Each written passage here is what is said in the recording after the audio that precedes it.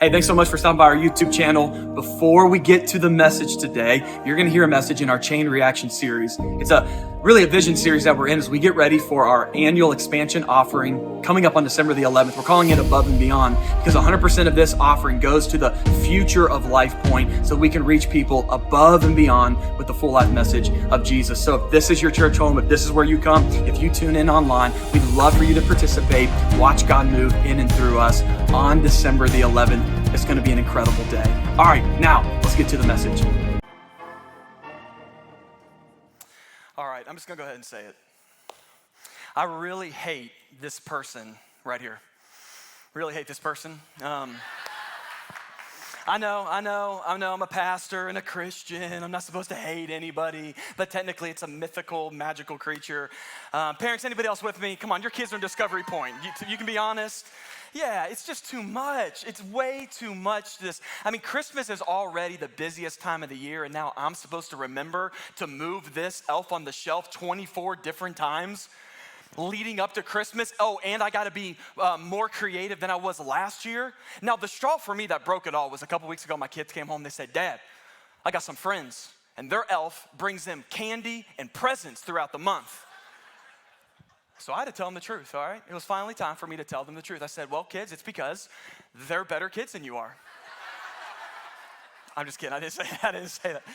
It's just too much, right? It's like, and I have 3 elves because I have 3 kids. You know, my kids are all about fairness. And so we have Cinnamon, Coco, and Randall. And you got to remember to move these things. Come on, it's just too much. Now, as much as I'm not a fan of this guy behind me here, there's one thing I can't deny. And that is the Elf on the Shelf is a money-making machine. Did you know that since the launch of Elf on the Shelf, this mother and her 2 daughters who invented this concept have sold over 19 million elves with a gross revenue of upwards of $85 million. And the power of this is it's still 100% family owned. And what they did when they created this concept is they took all of their money and they put it into this concept. Now, that's what I would call a great investment. And I don't know about you, when I hear things like this, and maybe you watch Shark Tank and you hear about different investments, I often look back on my life and I think about this phrase right here. Man, I wish I would have known then what I know now. If I just would have known then what I know now, I would have, you fill in the blank. What would you put in there? I would have never dated that person if I would have known the misery. All right, look right up here at me. Don't look next to you. I never would have moved to that city. I would have taken that job if I would have known that an elf on the shelf would be worth over $85 million. I would have invented it myself if I would have known then what I know now. Now, I think when it comes to investments, we all probably do investments differently. You know, maybe for you, you like to actually play the stock market. Maybe you put all your money in like a 401k. I don't want to, out of sight, out of mind, do its thing. But let's just go with me here for a second. If you could go back 10 years, knowing today what you wish you would have known then, what would you have invested in? I got a couple for me. The first one is Tesla. Did you know that Tesla, if you would have put $1,000 into Tesla back in 2012, today it would be worth, check this out right here, it'd be worth $80,201. That would have been a great investment, wouldn't have? Yes, put your money on Elon Musk. That's all I'm saying. Here's another one here. How about Celsius, the energy drink? Just 10 years ago, okay? If you would have put $1,000 back in 2012 in this new energy drink, today it would be worth $463,000. I know, you're thinking the same thing. If I just would have known then what I know now, I would have. And here's the thing about investing. You might not consider yourself to be an investor. But go with me. I want you to kind of think differently today, because the truth is we're all investors. Like every time you get paid, every time you buy something, give money away, put money into something, that is you making an investment. And every investment has what's called an ROI, a return on investment. So when you paid your mortgage this month or you paid rent this month, you're investing in shelter. And there's an expectation that this home is going to keep me safe and warm and dry. When you paid your car payment, you're investing in transportation. And there's a return that you are expecting, that this car is going to get me where I need to go without breaking down. When you go on vacation and you spend money on a vacation, there's an expectation that I'm investing in memories, I'm investing in health, that when I return from that vacation, hopefully, unless your kids are with you, it's gonna be restful. And I'm gonna feel rejuvenated. That every time you invest in something, you actually get paid, you're making an investment. Here's a thought-provoking question that I want you to think about at 9 o'clock in the morning. Here it is. What does what you're giving to give to you? So just think about that. What does what you're giving to actually give to you? Another way of saying it is, what difference is it making in your life and in the lives of others around you? ROI. This is why today, church, I believe without a shadow of a doubt, the greatest investment that we can make is partnering with God, investing in his kingdom through the local church. Because it has the best return. You're talking eternal, heavenly implications when we get invested into the mission of what Jesus is doing. It's why today, that's why we've come. We've really only come for one reason, and that is to give. We're getting ready in a few moments to give our end-of-year offering. We called it this year Above and Beyond, because that's basically what I'm asking, that everybody who attends LifePoint to prayerfully consider giving a one-time gift over and above your regular giving so that we can continue to reach people with the full life message of Jesus above and beyond. And the reason why moments like this in the life of our church are so powerful is because 100% of what you're gonna give today is gonna go towards the future. It's gonna go towards expansion. We're only able to do that, I've said this every week, but I don't ever want to underestimate this. We're only able to do that because of your faithful week in and week out generosity. So when you give and you tithe and you get paid and you trust God, you meet every operation need that you see around here. So then once a year, we get together and we do something crazy and we actually give over and above towards the future. Now, if you're a first-time guest, you might be thinking, oh no, what did I get myself into today? This is gonna be weird. First of all, let me just say welcome. We're so glad you're here. I actually think, and if you're watching online, I think this is the best weekend that you could be a part of LifePoint. I really do. 2 reasons. One, there is no expectation for you to give. I mean, if you're somewhere in your first 5 tries, matter of fact, we're doing this for you.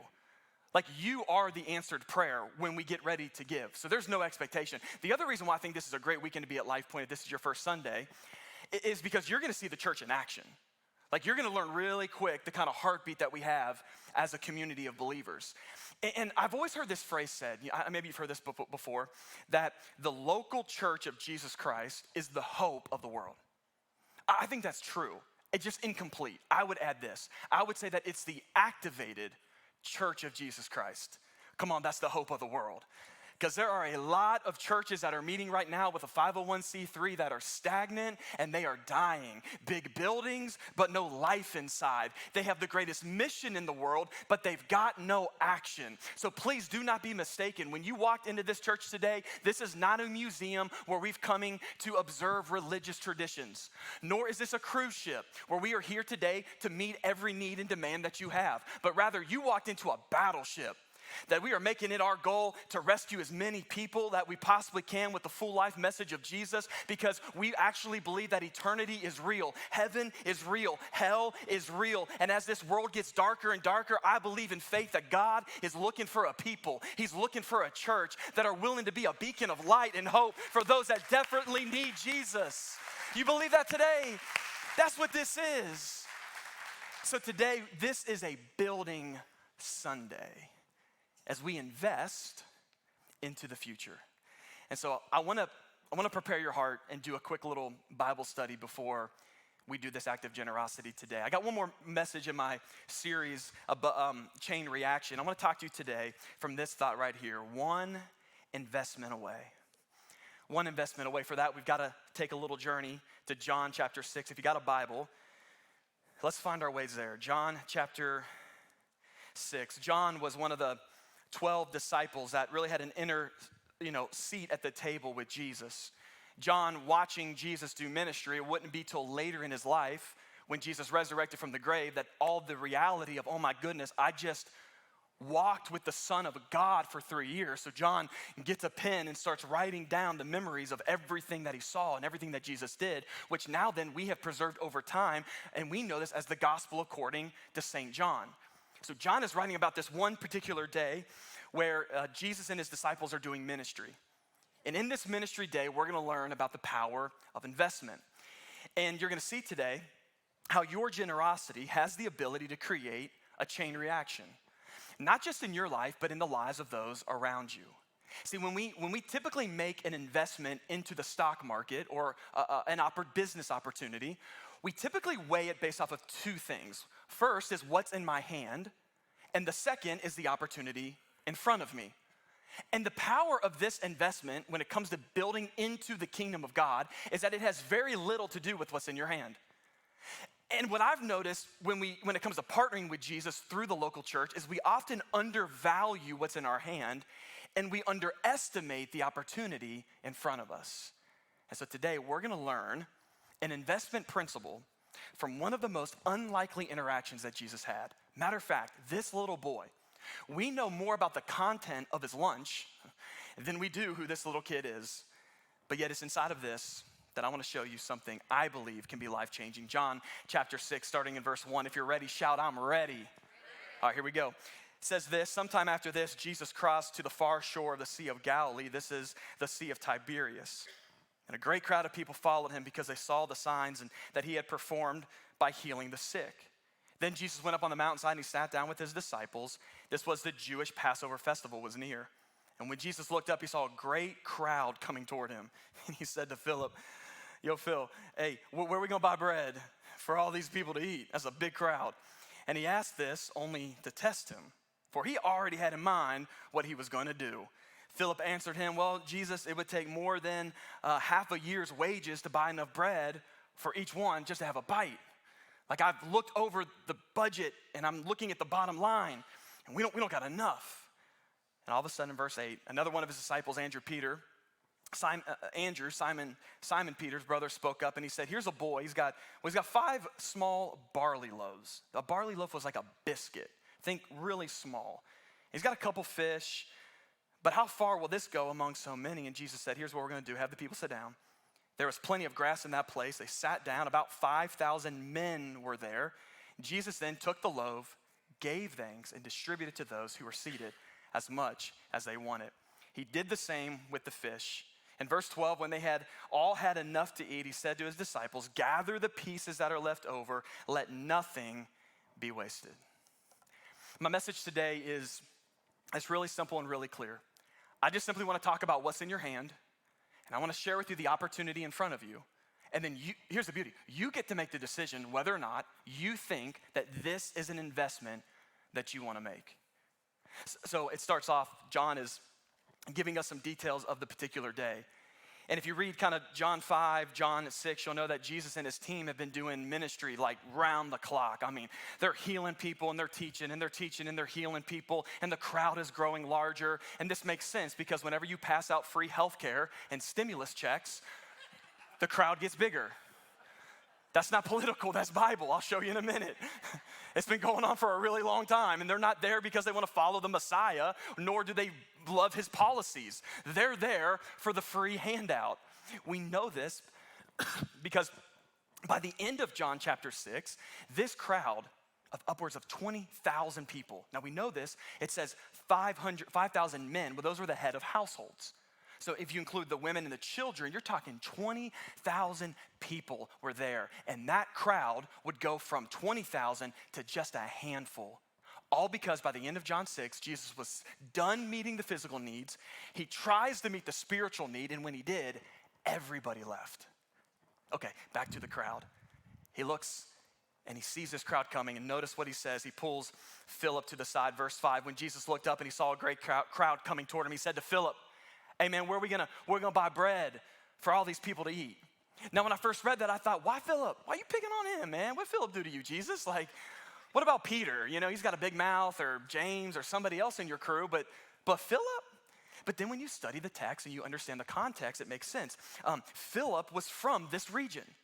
This is Philip's hometown. So Jesus is like, Phil, what restaurants are open at this time of the day? Where's the Costco, man? Like, if anybody's gonna know, it's you. Where can we buy enough bread to feed all these people? And I get this because whenever I travel, I love going to cities, and what I'll do is I'll ask the locals, where's the good food? Anybody else do this? Are you a foodie? I'm a foodie, yeah. I don't wanna eat at the places that show up on the Google search. I wanna know where the good stuff is. Like if you ever come to Cincinnati, that's where I grew up, I'm gonna take you to Skyline Chili. and I'm gonna order you a 3-way wet. I know it sounds gross, but it's spaghetti noodles, and then it's chili, and then it's cheese on top, 3-way. And then if you're really feeling it, you give a dab of hot sauce, bam, bam. It's amazing. Or I'm gonna take you to Montgomery Inn, and you're gonna eat the best ribs that you've ever had. I'm gonna take you to the good spots. One of my good friends, he's from Lancaster, or is it Lancaster? Anybody? Lancaster? Okay, I don't know, but he's from there. And one time he took me to the Wagon Wheel. Have you been there? Listen, you've been there? Yeah. If you know, it is as local gets. Like, to this day, all they take when you pay is cash. No cards, no checks. And I'm telling you, it's one of the best meals that I've ever had. And so that's why he's going to Philip. He's like, Philip, what are we going to do? And I love this next part. This is our key verse today. Look at verse 6. He asked this only to test him. Come on, that's not fair. For he already had in mind what he was going to do. And Philip answered him, Jesus, look, I've looked it over. I called in Judas, the treasurer, and we looked at this thing, and we just don't have enough money. It would take more than half a year's wage to buy enough bread just for people to have a bite. Now, you might not see this on the surface, but this question, where are we going to buy enough bread to feed these people, is actually an investment question. And it's important to understand that whenever Jesus would ask questions, which all through his earthly ministry, I encourage you to read the story of Jesus, Matthew, Mark, Luke, and John, he asked a lot of questions. But it was never because he needed to know an answer.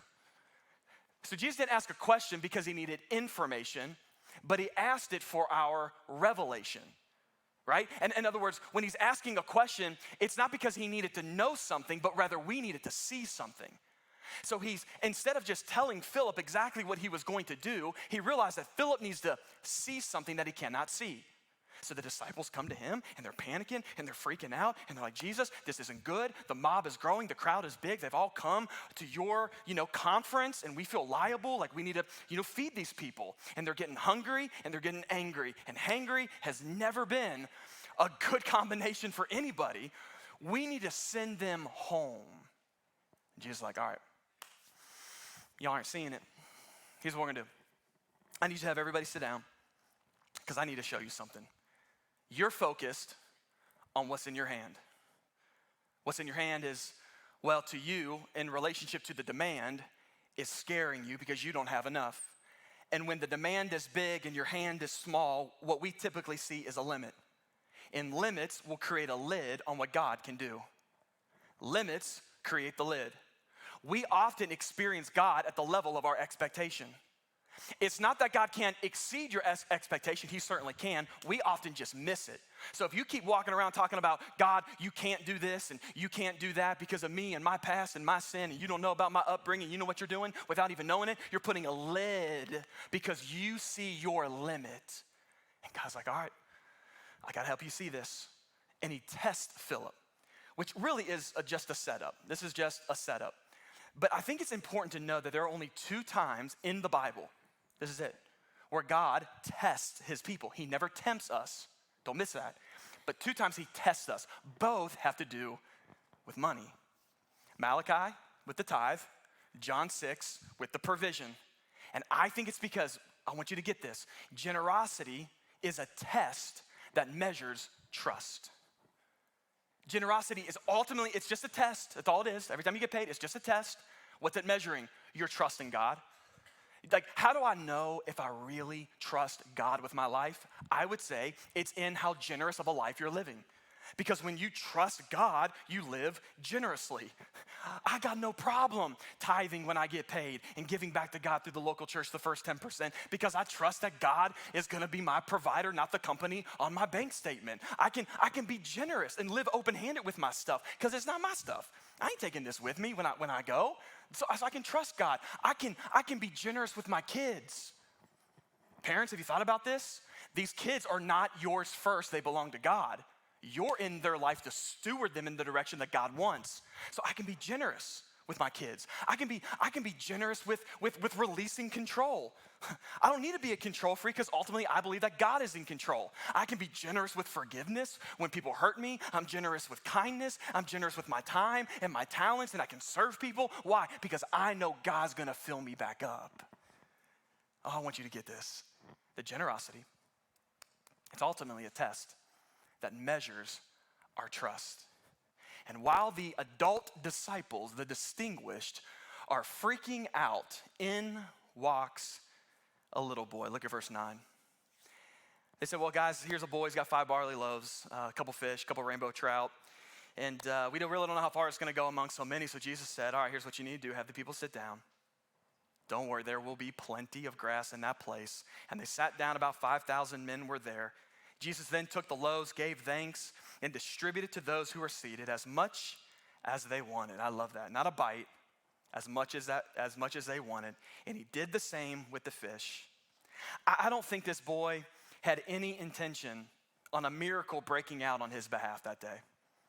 I think this is as innocent as a child and as it reads. I just envision this boy was within hearing distance of this financial argument taking place between the 12 disciples deciding, what are we gonna do? And this boy maybe realized that this Jesus has been teaching and healing and healing and teaching, and he just gave his lunch thinking maybe this will help. And this is the principle I want you to see when it comes to your hand. And it's this right here. All that you need is in all that you have. Man, grab that. That's what this little boy is teaching us. It might not look like much, but all that I need is in all that I have. When it comes to investing into the kingdom of God, God's like, will you stop focusing on what you don't have? And will you just start leveraging what you do have? Because I put everything inside of what I've already given you to fulfill what it is I want to do in your life. This is why you can look at your hand today and you can be grateful and say, God, thank you for the job that I do have. Thank you for the income that I do have. Thank you for my car, my family, my kids, that relationship. Thank you, Lord. I got everything I need right now to do what you've called me to do. Do you believe that today? Come on, I believe it in faith. Yeah, if you believe that, let's make this personal. I want you to say, all that I need is in all that I have. Come on, one more time. All that I need is in all that I have. And this little boy took the little that he had, put it in the hands of Jesus, and a miracle broke out over chain reaction generosity. 20,000 people had more than enough. Did you know that often what looks foolish at the start will look like faith at the end? Woo. What often people call foolish when you begin, they're gonna start calling faith at the very end. And I'm just grateful that this little boy was willing to be foolish. How foolish of him to think that this little, bag lunch could do anything of value. But at the end, here we are a couple thousand years later saying, no, that's not foolish. That's faith. And when you believe that all that I need is in all that I have. I don't need more to be generous. I don't need this to do this. Now, God, you put everything in it to fulfill what you want. You can start getting foolish in front of God. So that's what's in your hand. What is all that I need? So let's talk about the opportunity. And this opportunity is really an opportunity to pay it forward. That's really what this boy's doing, paying it forward. If I could summarize to you, maybe you're new to church, here's what I would tell you. This is what it's supposed to be. Christianity really is a pay it forward ministry. That's really what it is. And I bet you've been on the receiving end of somebody who's paid it forward for you. Has that ever happened to you? This happened a couple times. I've pulled up, typically it's the Starbucks drive-through lane, and I'm in the drive-through and the barista opens up the window and he'll say, you'll never believe it. The car in front of you just paid for your coffee. And I'm like, oh my God, like instantly I'm like excited, like shocked, like whoa, wow, who are they? What do they want from me, Which is really sad because like random acts of generosity are so uncommon today that we're shocked by it. That's bad. But then the barista will say, do you want to pay it forward for the car behind you? And because generosity is contagious, I'm like, yes. Even though I know all I ordered was a tall black coffee and I can see in the rearview mirror the minivan with 5 teenagers. You already know they ordered 5 ventis and some pumpkin loaves and some sandwiches. My order was $1.85. I walked out paying $48. But I don't care. Why? Because that's what generosity does. It inspires generosity. So I'm very curious. So I went online and I was really curious. What's the longest pay it forward streak? I found it. I found this article that said there's a coffee shop that had a pay it forward, system going on for 2 days. Listen to this, church. They served 3,600 customers. Isn't that incredible? Now, if you're like me though, here's where my mind went. Who was the one dude, because you know there's a guy, that showed up and shut the whole thing down?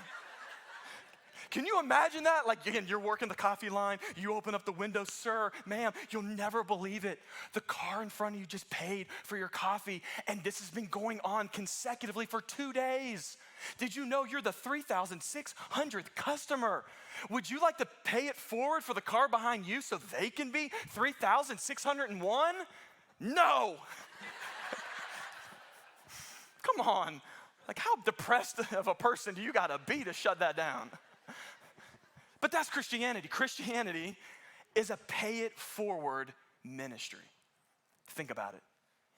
It all started with Jesus. John 3:16, for God so loved the world that he gave his one and only son so that whoever believes in him shall not perish but have eternal everlasting life. So God paid it forward by giving us Jesus. Then Jesus paid it forward by going to a cross. And he paid ultimately your sin debt, my sin debt in full by his one act on that cross, so that when you pull up to eternity in the drive-through lane and the window opens and God himself looks at you and you are now held accountable for the cost of the bill of your sin and your imperfections and your error and your selfishness and your wrong. And I'm telling you right now, it's a steep bill. The barista looks at you and says, oh, the person in front of you paid it in full. Wow. And then the disciples paid it forward by starting the local church. And then the early first century Christians paid it forward with their own lives and endured Christian martyrdom in Rome. And then they paid it forward so that the next generation could receive the gospel. You could even fast forward to Johann Gutenberg, who created the printing press, the first person to ever actually print the Bible so that we could read it as a mass production. And then they paid it forward with the Reformation movement when Martin Luther nailed the 95 Thesis to the church doors, calling out the corruption. And then he paid it forward with the revival movement in the 16th and the 17th century. Now let's fast forward even quicker to your childhood. The only reason you were able to go to that campus is because someone paid it forward. The only reason why you were able to go to that church building that had lights and pastors and a staff where you could hear the gospel that changed your life is because other people have been paying it forward for you. And here we are today as a church. The only reason why we're here today, don't be mistaken, is we got a 17-year streak going on of people intentionally paying it forward. That's the gospel. It's why today, one of the favorite things in this building, I don't know if I've ever showed this to you, I always keep it as a keepsake. It's something we actually took from our last location, and I'm gonna have the team bring it out. Would you all bring that out real quick?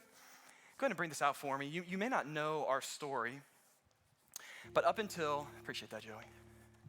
Up until about 5 years ago, we were a portable church. So for 12 years, we would rent different locations, and the last 8 of which we spent 3 miles down the road, where we actually rented out the old Charlotte Hornets training facility. I know, awesome for playing basketball, really challenging for doing church. But in the midst of that, God grew his church. So 6 years ago, in December, as that body, congregation, got ready to give their end of year giving like we're about to do, they gave towards this. And when they gave their gift, I had everybody sign. There's 3 different boards. This is just one. They all put their names down on this board as a reminder to us today that somebody has paid it forward for you to be here. And when I look on this board and I read these names, there's so many of you that are on this board right now, your families. And here's the thing, when you gave 6 years ago in December for that above and beyond offering, we had no idea that this is what it would be. This whole thing was just a big open field, 11 acres, but we dreamed and we believed and we prayed, and because of your generosity, listen families, 6 years ago, the ROI, return on investment, has been exponentially eternal. Did you know that in just 6 years, we've grown by over 125% as a church? 125%. It's incredible.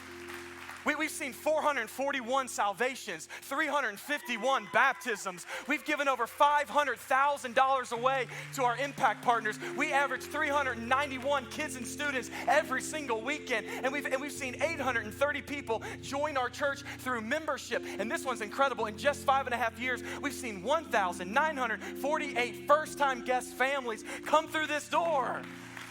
Woo! And that doesn't even include the mentor program in the elementary schools. It doesn't even include what we're doing in the city with adoption and fostering, taking ownership of adoption in our state. Nor does it include what we're doing around the world with GLOW as we rescue kids out of poverty and abuse. It doesn't include the fact that we got this amazing facility and pastoral staff that are unbelievable, that care for your kids. And we actually get to do this all because for the last 17 years, people have been paying it forward. So today, you're pulling up to the drive-through window. And I'm opening up the window, and here's what I'm asking you. The car in front of you, they just paid for you to be here. Would you like to pay it forward? And I just think if we keep saying, yes, Lord, I'm going to do my part. I want to see more people come to faith. I want to see revival break out in our city. I want to see a generation that grows up more in love with you than we are. Then I think our best days are ahead. So it's time today to pay it forward. You'll notice in your seat back, there's a above and beyond card if you're in the front row.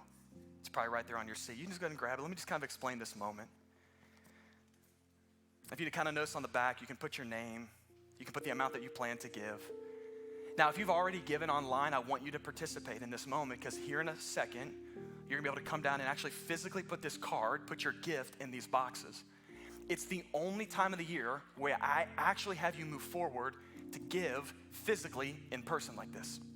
And it's because these are one of those landmark moments that I don't ever want you to forget. So if you gave online, I want you to participate. Just put the number that you gave, or if you plan to give. You know, we're gonna keep this above and beyond option open through the month of January. So maybe God's putting something on your heart, but you need to wait to Q1 or January to get the bonus or whatever it is that you're doing in your finances. That's fine. Just let us know what you plan to do. If you came today, I actually brought a physical check. You can bring that forward. You can still fill out this card, put the card in the box right there, whatever it is. If you have any questions, you can write a question down about ways to give, if maybe you're unsure of something. But use this moment to say, God, I'm looking at what's in my hand, and I see the opportunity. And I will not cower in fear by the demand of what's going on in our nation and in our city, because I believe all that I need is in all that I have. So the band's gonna come out right now. They're gonna lead us in worship. And I don't want you to rush this. That if maybe your spouse is here, you pray together before you do this. Pray for your church, pray for this city. If you're by yourself, that's fine. Take a moment, pray over these next couple songs. You got plenty of time. If the lines are long to the boxes, take your time. And come down and give this with full expectation that the best is yet to come. So I'm gonna pray, and then you can give whenever you'd like to. And then after you're done, stand and join us in worship. So Lord, right now, I'm just unbelievably humbled by the hundreds of families that have paid it forward.